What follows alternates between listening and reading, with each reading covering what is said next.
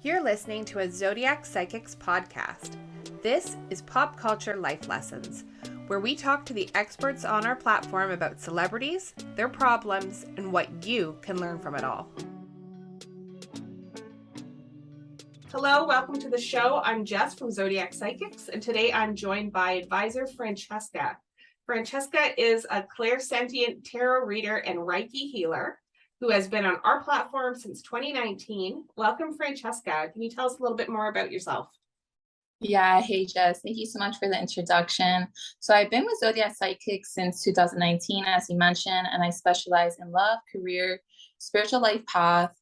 And one of my specialties that I primarily am known for is my behavior knowledge that I give to my clients, which helps them reform, transform, and heal their relationship with themselves and with others. And yeah.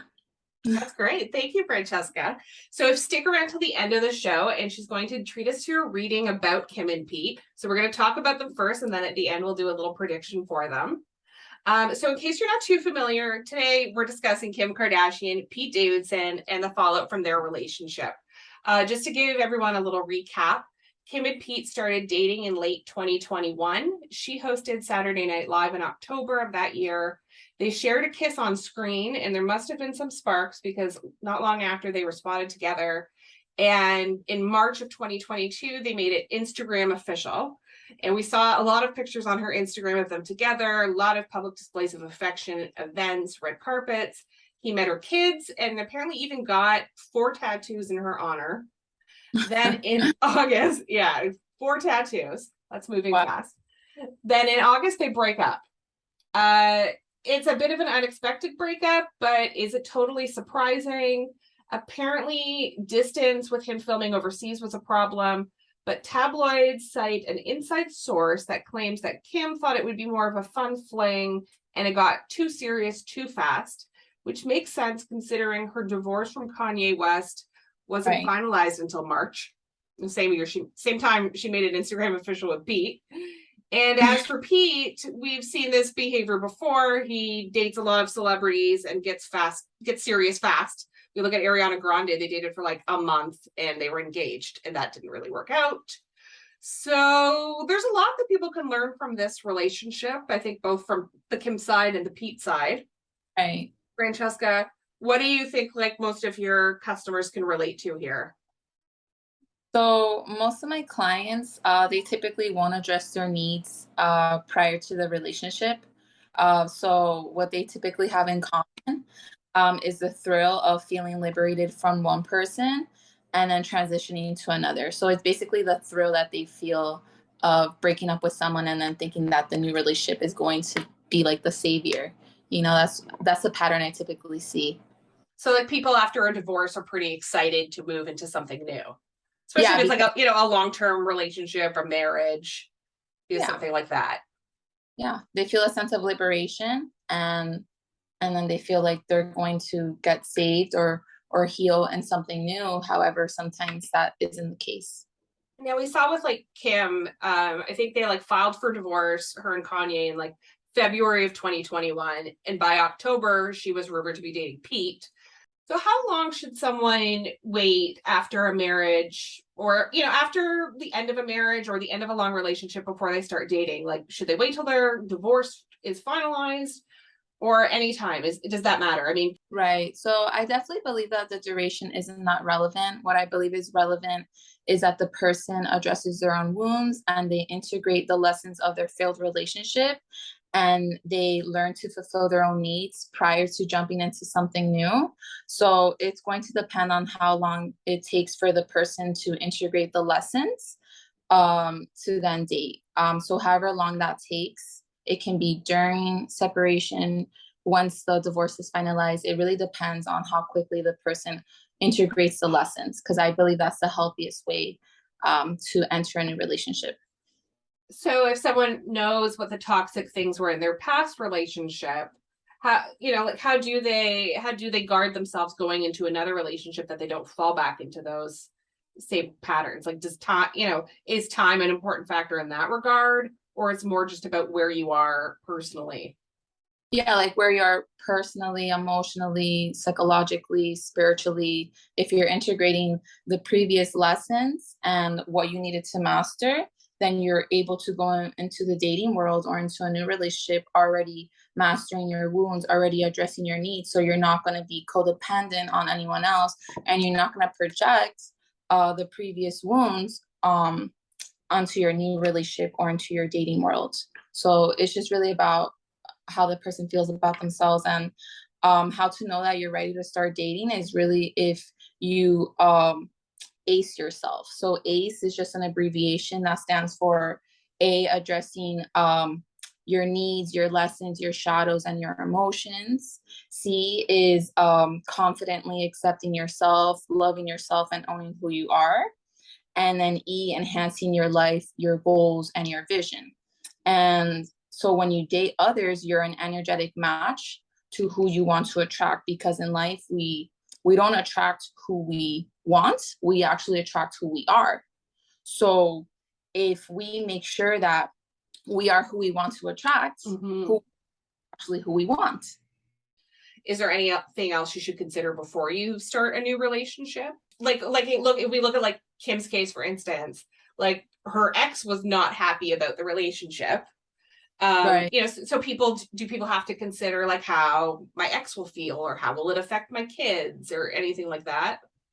I definitely feel like having empathy and just like social awareness is definitely necessary. So, your reputation doesn't get tormented by the public. So that is definitely just like something that you should take into consideration. But what I fully believe that people should take into consideration after divorce before they date is to really address their needs and take responsibility to release their emotional distress in a healthy way. So developing a healthy coping mechanism to release their emotional distress so they don't use their new partner as an emotional support, because I've seen it in several cases where people use their new partner as an emotional support, and it can dilute the quality of the relationship, and it can kind of distort the chemistry. Yeah, like you hear people talk a lot about like a rebound relationship, which almost like implies that like the next relationship you have after a big breakup is going to fail.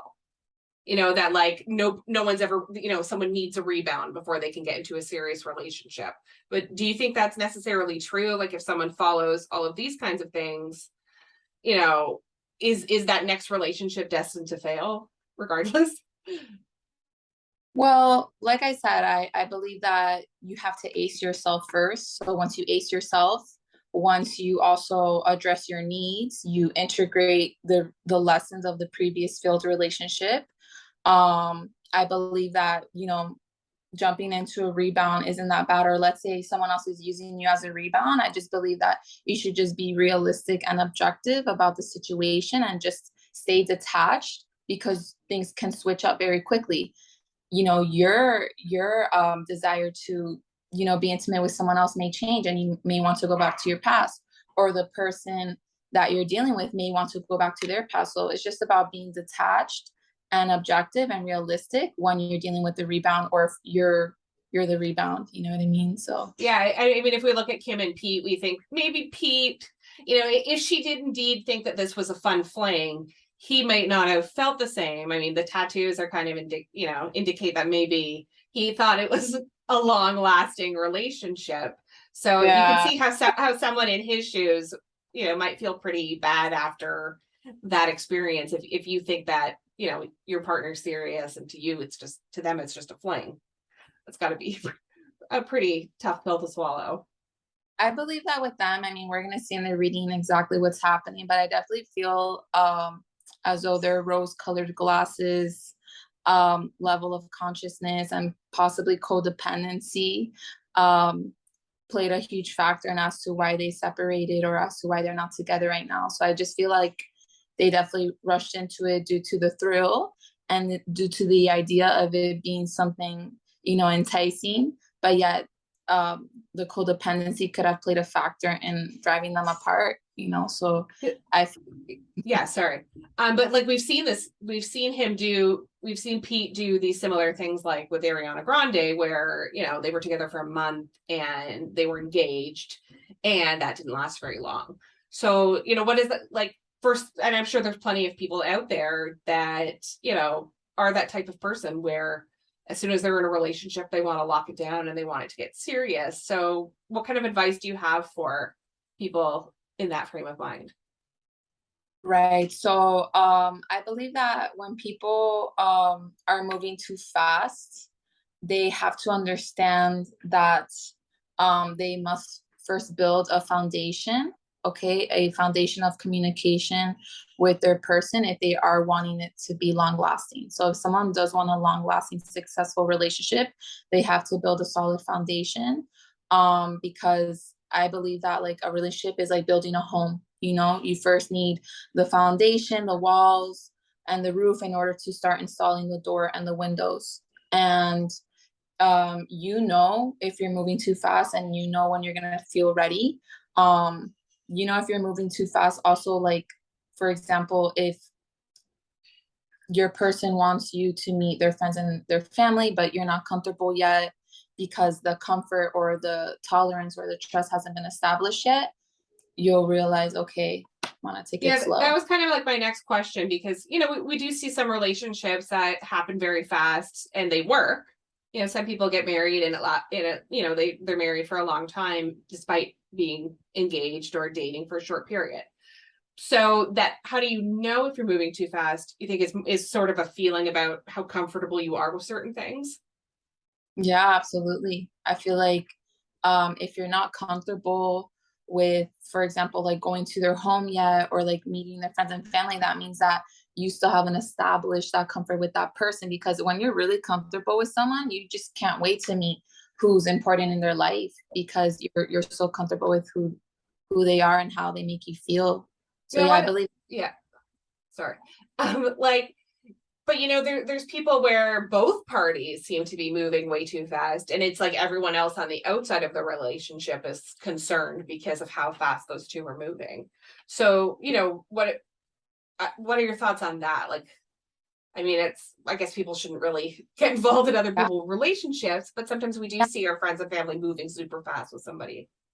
Exactly. And yeah, I mean, both parties can want to move fast. I've been in that situation. I've seen, relationships be successful if they move too fast.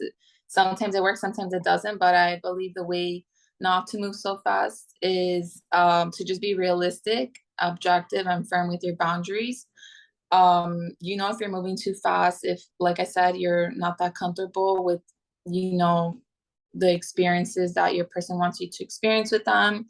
But the way to control the velocity of moving too fast is really just to help your person understand your perspective, and just be realistic about how quickly you guys are moving. So your person understands, okay, this is how my person wants me to move. And it's just also about understanding that, okay, if you are moving fast, okay, that means that the person is a reward, and you have to use yourself and the other person as the reinforcement. So you can establish boundaries with your person, by using your time and attention as the reward. So if you refrain your time and attention, that's a realistic way of not moving too fast, because your person will easily comply to your boundaries without rushing. What I mean? If you're always available, and you're always answering the phone, you're always doing whatever they want to do it whenever they want to do it, then it kind of implies that you're along for the ride a little more. So in a way, you're slowing down the process. You're not moving too fast, but you're not like scolding your person, or you're not making them feel bad about moving too fast. You're just like adjusting the flow, adjusting the velocity, and they'll easily comply because they're still getting what they want, which is you. So what kind of advice would you give to somebody in Pete's position? Someone that, maybe thought that a relationship was more serious than it turned out to be, or somebody that, was more into the relationship than the other person. How do they move forward? I would think that would be a blow to your confidence, I suppose. Sure. Do you feel that? Yeah. So the advice I would have for that type of person in Pete's situation is to really not take it personal, put things into perspective by understanding that your person, right, probably still had a lot to heal from, probably still has a lot to integrate from their failed relationship, and really has nothing to do with you. It really has to do with, the timing and understanding that if the person left you, it's due to them still needing to address things within them and in their past. So you should just use that time to reflect on what you need to address within yourself. Because if you feel heartbroken or abandoned because someone isn't ready to move forward, that means that you may still need to fulfill your own needs. You know what I mean? Because if you need someone out of like life or death, like that needy energy is actually an indication of you needing yourself. So you can transform that heartbreak into strength if you have the right perspective and mindset. So it's all about your mindset and not taking it personal. Yes, yes. Now, if you were talking to someone more on the Kim side of things, what advice might you have for them? You had one serious relationship after your divorce, it didn't work out. Would you be telling them, okay, take some more time for yourself, or that it's okay to date, just maybe take a different approach? What are your thoughts? Yeah, so for when it comes to people that just got divorced, people that have a similarity to Kim, I would tell them to ask themselves two questions. What is it from the other person that you initially wanted? What is it that you wanted? What was your why that drove you to start dating after divorce? Was it wanting to feel validated? Was it wanting to feel worthy? Was it stemming from codependency and just needing someone, right? Was it driven or was it emotionally driven? And then number two, the next question would be to ask yourself, what do I need to establish within myself so I can make sure that this time around I attract the right person? Or what do I need to address within myself so when I try to give it another chance with this previous person, I could actually establish a solid foundation so we can build a successful relationship. We can be successful, that's solid, that's palatable, and that has potential to build. So those are just the main two questions that I would tell those people to ask themselves. Yeah, that's great. Now, you're going to do a reading for us about Kim and Pete. So tell me a little bit more about what kind of reading you're going to do. So I'm going to do a tarot, oracle, and numerology and astrology reading. So I just infuse everything all together. Okay, great. As a clear sense, I pick up on the individual's energy. I could feel certain things. Sometimes I'll like hear, but it's very vague. My abilities are still developing, but yeah. Excellent, excellent. Well, I'm very excited. If you want to go ahead and start your reading, I'm sure everyone would love to find out what's in store for these two. Okay, so first I'm going to go ahead and see what's going on in their connection, what house is affecting them at the moment. So this is currently, so I am seeing that right now their emotional needs are not being met. Okay, they are feeling as though they need to emotionally nurture this connection, but it's not being fulfilled. I'm going to go ahead and tap into Kim's feelings and then go to Pete's feelings about the breakup and the situation. So I am seeing that despite Kim's decision, okay, or despite Kim not feeling ready, I do see that Kim still has a lot of unconditional love for Pete. Okay.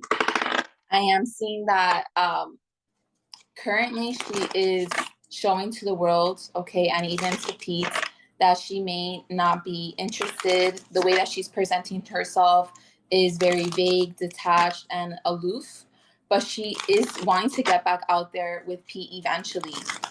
She also is very fixated on this connection. She's so romantically attached here, yet she does feel as though she needs some time to reflect on herself.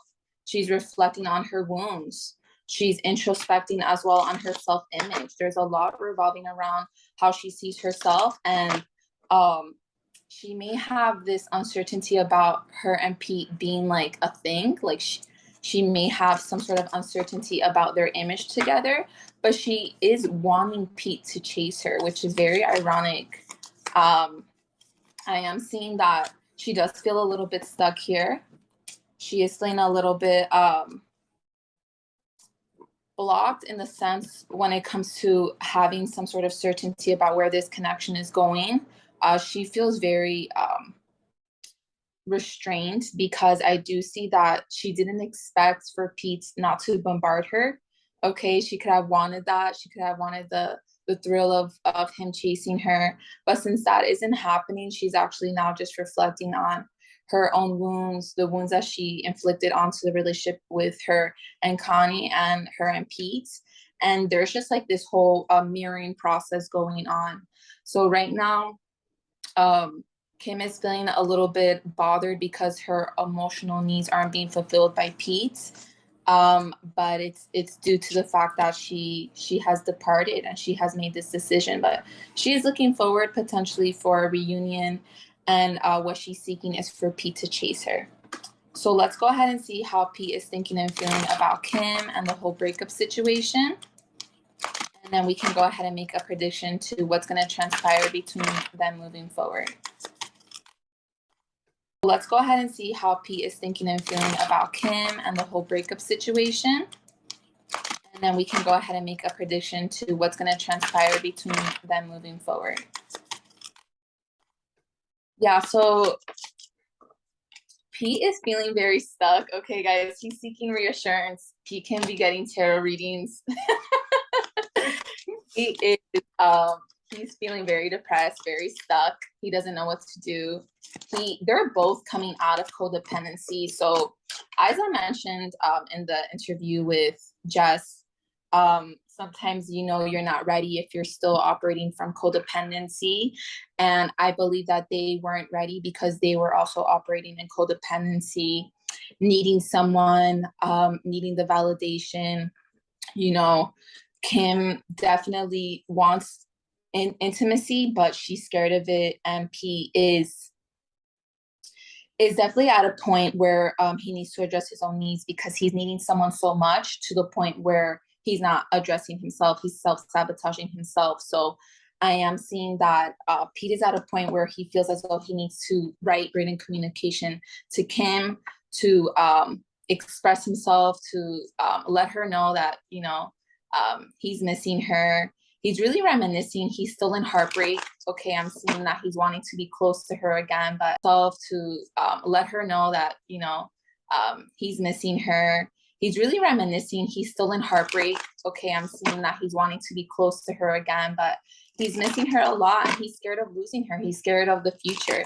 He's still under a lot of betrayal and heartache.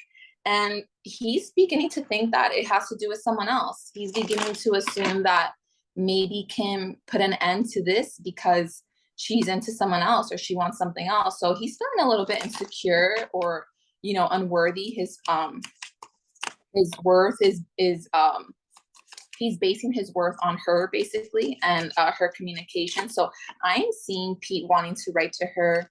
But I'm also seeing Pete go through a transformation in the mind when it comes to how he perceives the situation. And it's making him go through several epiphanies. It's making him go through a sudden change on how he should perceive this. Right now, he's perceiving it as though he should wallow in sadness and be depressed. But now he's having a sudden change of mind of thinking, hey, maybe I should take the lead. Maybe I should show her that I really want her. I really want to save this. So he's at a space where he may be wanting to express his heartfelt truths. Yeah, because Pete is also at a point where he's feeling a lot of lack of confidence, as I mentioned, and it's definitely messing with his self-esteem. There's a lot of jealousy and ego issues, and he's frustrated that the relationship has came to this. So let's go ahead and see what's going to transpire moving forward between Kim and Pete. I definitely have a feeling that it's not over between them. This is just a pause. This is just a pause. So let's go ahead and see what's going to happen moving forward, what's destined for them as well.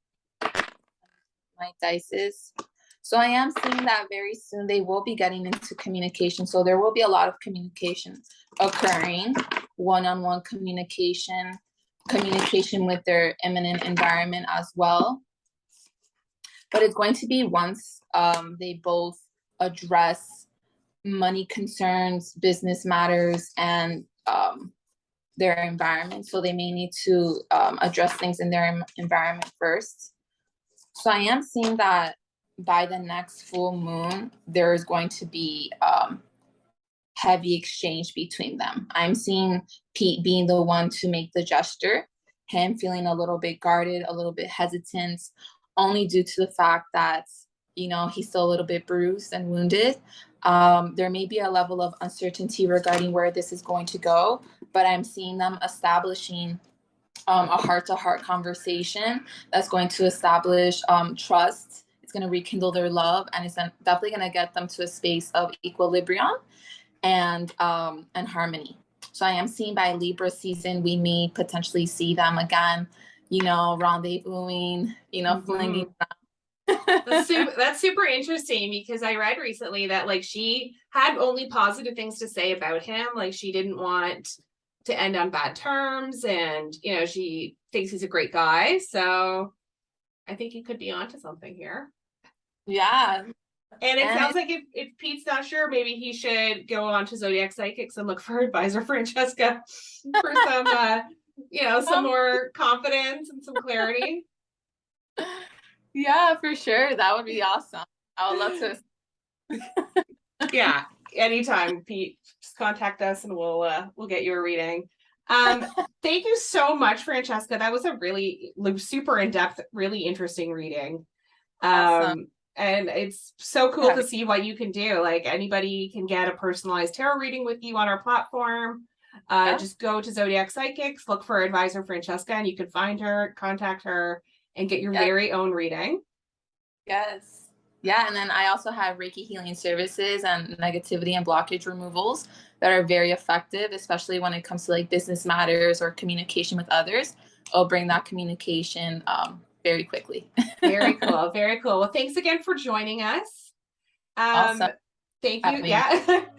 Hopefully we'll talk to you again soon. Until next time, everyone, we send you light and love. Take care. Bye.